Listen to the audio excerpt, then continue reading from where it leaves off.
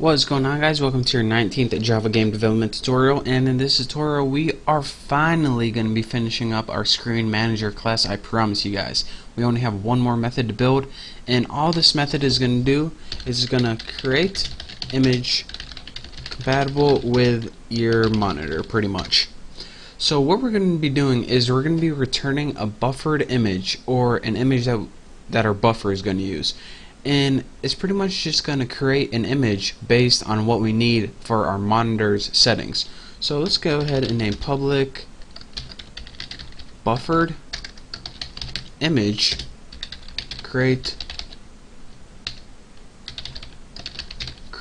compatible image. And it's going to take three parameters: int w for the width, int h for the height, and int t, and t is transparency. And those are three things you pretty much need for your buffered image right now: a width, a height of your image, and the transparency settings for it, which we'll talk about later on. So now you need to create a window object, and don't name it w because w is actually width up here. So name it like win or something, and set equal the vc.get full screen window.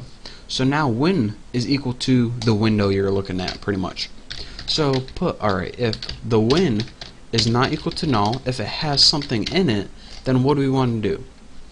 Well, the first thing we need to do is get the characteristics of our monitor. Now we can't just go ahead into our computer and look at the settings, because we want this computer to run on every game. So it's going to be different for every monitor. So let's go ahead and put graphics configuration GC and set this equal to the windows.get graphics configuration. And what this pretty much does is get the characteristics of your monitor, or whatever monitor is running this program, and it's going to store it in a variable called GC. And let's see if we can see it. Oh, I can't read that because my screen recorder is in the way, but I just told you what it does.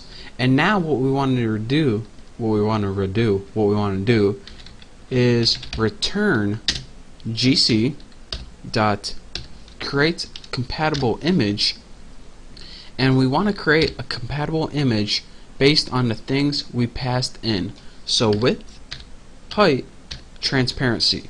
So now that it knows your monitor's settings, it can create a compatible image based on the settings, pretty much based on the settings we passed it in and the settings that it got from its monitor. So that is pretty much what's going to happen, but of course if that doesn't happen, then let's just return null. So if things go bad, just return nothing, because if we don't have a return statement, then this program won't work.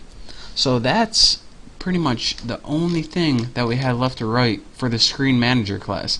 And in the next tutorial we're going to be going over the class with the main method in it, and we're going to be running our program. Well, probably not in the next tutorial. And eventually we're going to be running our program without flickers or tearing or anything like that. It's going to be one smooth animation.